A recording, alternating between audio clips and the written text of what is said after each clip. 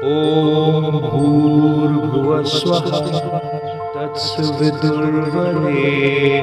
भर्गो देवस्य धीमहि धियो यो नः प्रचोदयात्। जय श्री कृष्ण मेरे सनातनी बंधुओं। महाभारत के पिछले अंक में हम लोगों ने अध्ययन किया कि जब शिशुपाल के द्वारा भीष्म पितामह की निंदा की जाती है तो भीष्म पितामह जो है वो शिशुपाल के जन्म की कथा बताते हैं। महाभारत के इस अंक में हम लोग अध्ययन करेंगे किस प्रकार जो है वो श्री कृष्ण के द्वारा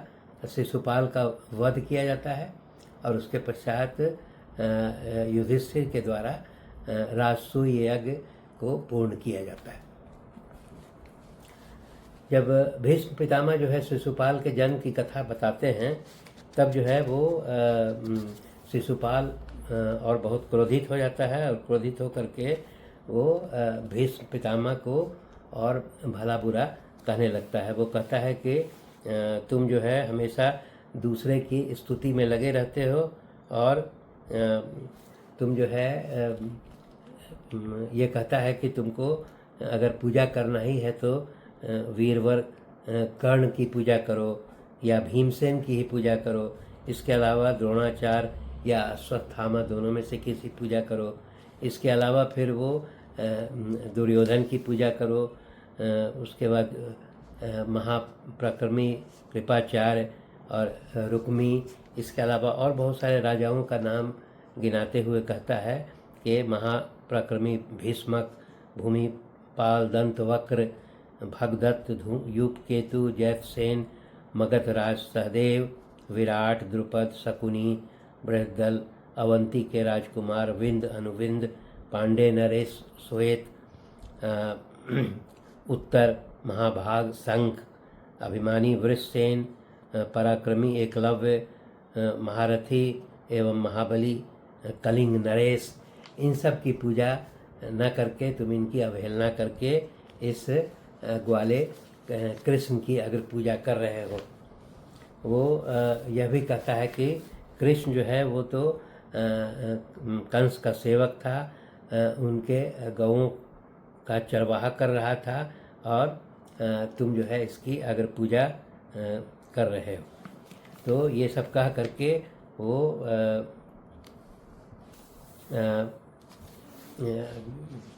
भला बुरा जो है वो भीष्म पितामह को कहता है। तब इसके पश्चात जो है वो फिर श्री कृष्ण को भी जो है शिशुपाल भला बुरा कहता है और उनको युद्ध के लिए ललकारता है। वो कहता है कि जनार्दन, मैं तुम्हें युद्ध करने के लिए ललकार रहा हूँ, तुम मेरे साथ आओ पांडवों के साथ और मैं तुम लोगों का वध कर दूंगा। वो कृष्ण को कहता है कि तुम कंस के दास थे, तुम राजा भी नहीं हो, इसलिए तुम ये अगर पूजा के अधिकारी नहीं हो, फिर भी चूँकि पांडव लोग मूर्ख हैं वो तुमको अगर पूजा कर रहे हैं, परंतु तुम तो अपने को बुद्धिमान कहते हो, तो इस प्रकार अगर पूजा तुमको स्वीकार नहीं करना चाहिए। तो जब इतना जब श्री कृष्ण को जब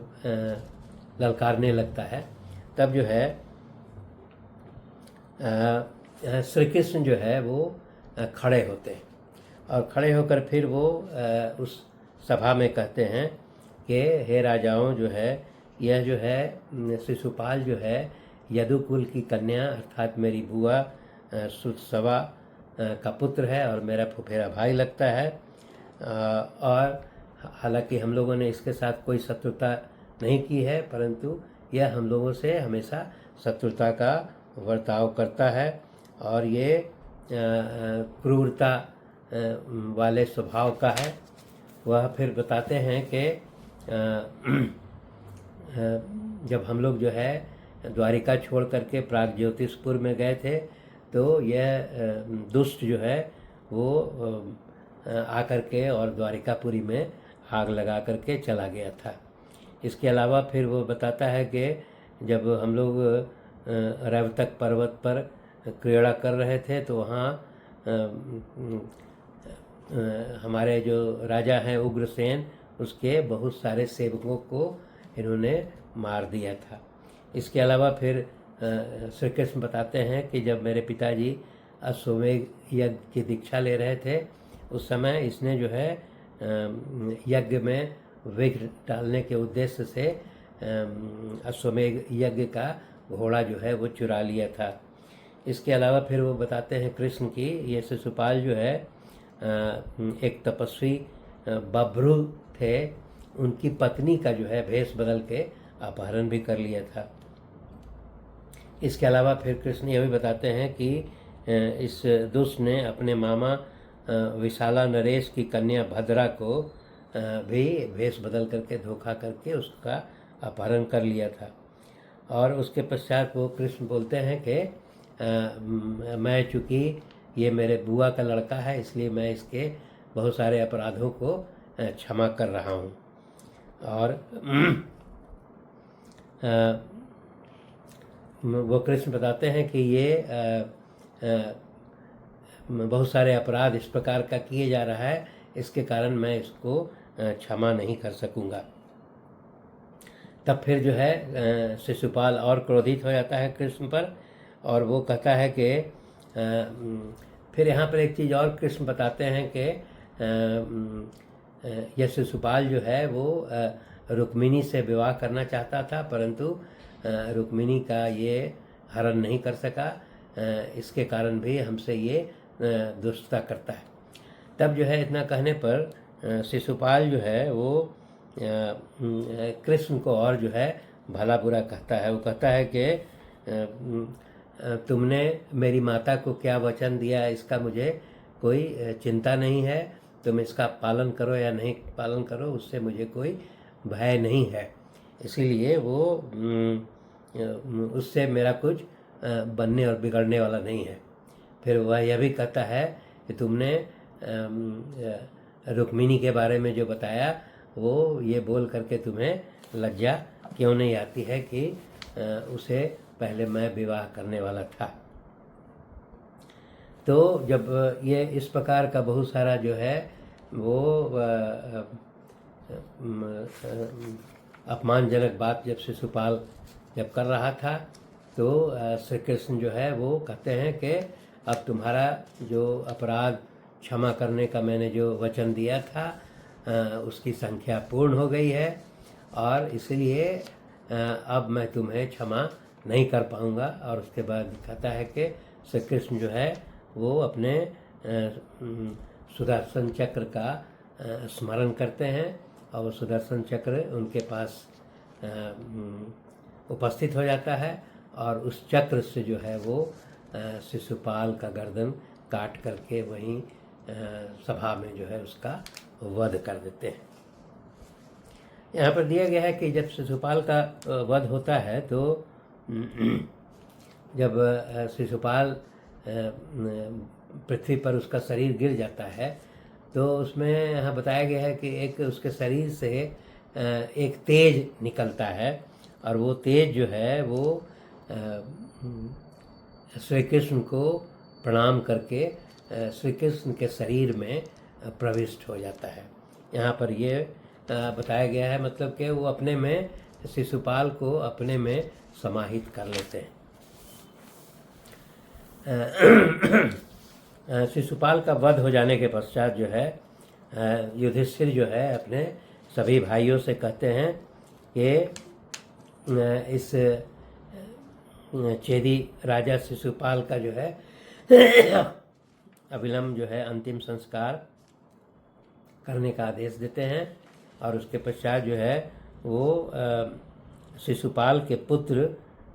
को जो है वो चेदी के राजा के रूप में उसका अभिषेक भी कर दिया जाता है। इसके पश्चात जो है वो जब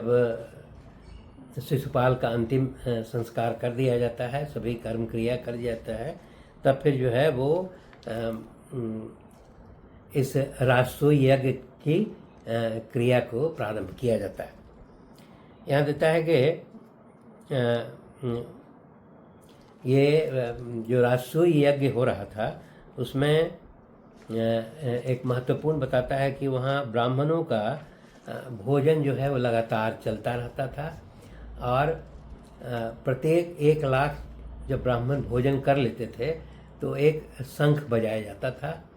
और एक दिन में जो है कई बार शंख बजाए जाते थे। इसका अर्थ ये हुआ कि प्रत्येक दिन, एक दिन में कई लाख ब्राह्मणों का भोजन कराया जाता था। उसके बाद फिर उस राजसूय यज्ञ में जो है वो बहुत सारे राजा वहाँ उपस्थित थे, और यहाँ पर दिया गया है कि पूरा जम्बू द्वीप के जितने भी राजा थे वो उस राजसूय यज्ञ में उपस्थित थे। तो यहाँ पर यह बताया गया है कि राजसूय यज्ञ में जितने ऋत्विज लोग थे वो शास्त्रीय विधि के अनुसार उस राजा युधिष्ठिर के राजसूय यज्ञ का अनुष्ठान करते थे, और उसमें याजक लोग जो है वो उस अग्नि में आहुति देते थे। यहाँ पर यह भी बताया गया है कि वेद व्यास, धौम्य आदि 16 ऋत्विज भी वहाँ उपस्थित थे, और वो उस राजसूय यज्ञ में अपने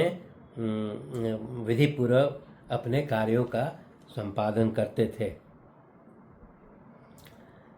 यहाँ पर वेद शास्त्रों के ज्ञाता ब्राह्मण वहाँ सदा जो है वो कथा प्रवचन भी किया करते थे। इस राजसूय यज्ञ में जो है देवता, असुर, यक्ष, नाग, दिव्य मानव तथा विद्याधर गणों से भरा हुआ बुद्धिमान पांडुनंदन महात्मा धर्मराज, वह राजसूय यज्ञ जो है वो बहुत सुशोभित हो रहा था। यहाँ पर दिया गया है कि उस राजसूय यज्ञ में जो है नारद, और उसके बाद महातेजस्वी तुम्बुर, विश्वावसु, चित्रसेन तथा दूसरे गीत कुशल गंधर्वगण जो लोग थे वो भी बीच बीच में जो है राजसूय यज्ञ के बीच में गीत गाकर, मतलब संगीत का कार्यक्रम भी बीच बीच में करके लोगों का मनोरंजन करते थे। इसके पश्चात जो है वो यहाँ यह भी बताया है कि उस राजसूय यज्ञ में जो है वो जितने भी पृथ्वी पर रहने वाले क्षत्रिय, ब्राह्मण, वैश्य और शूद्र जो है वो सभी इस राजसूय यज्ञ में उपस्थित होकर के और वो इस राजसूय यज्ञ का शोभा बढ़ाते थे। राजसूय यज्ञ के समय जो है ये दिया गया है कि राजा युधिष्ठिर जो है सभी ब्राह्मणों को और सभी को बहुत सारा जो है वस्त्र दान इत्यादि समय समय पर सोने के बर्तन और आभूषण इत्यादि जो है वो दान दिया करते थे। तो इसके पश्चात जो है वो राजा युधिष्ठिर ने इस प्रकार जो है व्यास, धौम्य, महामती, नारद, सुमंतु, जैमिनी, पैल, वैशंपायन, याज्ञवल्क्य, कठ तथा महातेजस्वी कलाप, इन श्रेष्ठ माने ये इन ब्राह्मणों का नाम है, इन ब्राह्मणों का पूर्ण मनयोग से जो है सत्कार एवं पूजा किया। इस प्रकार जो है युधिष्ठिर के द्वारा राजसूय यज्ञ जो है पूर्ण किया जाता है, और उसमें दिया गया है कि श्री कृष्ण जो है प्रारंभ से लेकर के अंत तक जो है वो अपने शंख, चक्र और गदा के साथ पूरे राजसूय यज्ञ का सुरक्षा करते रहते थे। इसके पश्चात जब राजसूय यज्ञ जब समाप्त हो जाता है तब सभी को, राजाओं को उपहार देने के पश्चात अपने भाइयों को जो है उनको विदा करने के लिए भी युधिष्ठिर भेजते हैं। जैसे सभी पांडवगण जो है वो बारी बारी से, जैसे धृष्टद्युम्न जो थे वो द्रुपद के पुत्र जो थे वो राजा विराट के साथ जाते हैं, और धनंजय अर्थात अर्जुन जो है वो द्रुपद के साथ उनको पहुंचाने के लिए जाते हैं। उसी प्रकार महाबली भीमसेन जो है वो भीष्म और धृतराष्ट्र को पहुंचाने के लिए जाते हैं, और सहदेव जो है वो द्रोणाचार्य और उनके पुत्र अश्वत्थामा को पहुंचाने के लिए जाते हैं। सुबल और उनके पुत्र के साथ नकुल जो है उसको पहुंचाने के लिए जाते हैं, और द्रौपदी के 5 पुत्र और अभिमन्यु जो है वो अन्य जो महारथी लोग थे पर्वत के राजागण उनको छोड़ने के लिए जाते हैं। जब ये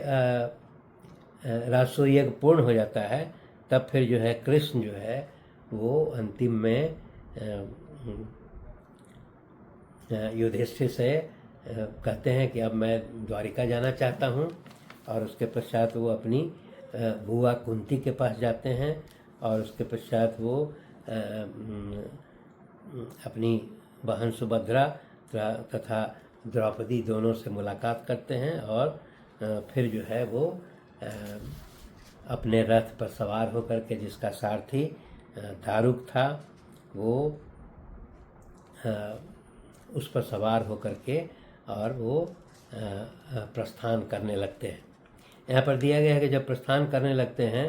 तो उस रथ पर जो है सात्यकी और कृतवर्मा जो है वो श्री कृष्ण के सर पर जो है वो चांवर डुलाने लगते हैं, और राजा युधिष्ठिर भी जो है रथ के साथ उसके पीछे पीछे काफ़ी दूर तक जाते हैं। इस प्रकार जो है वो कृष्ण जो है वो द्वारिकापुरी के लिए प्रस्थान कर जाते हैं। यहाँ पर दिया गया है एक महत्वपूर्ण कि सभी राजा और कृष्ण जब जो है वो राजसूय यज्ञ से प्रस्थान कर जाते हैं तब दुर्योधन और सुबल पुत्र शकुनी ये लोग जो है अभी इंद्रप्रस्थ में ही, सभा भवन में ही वो रुक जाते हैं, जिसके बारे में हम लोग अगले अंक में अध्ययन करेंगे। धन्यवाद।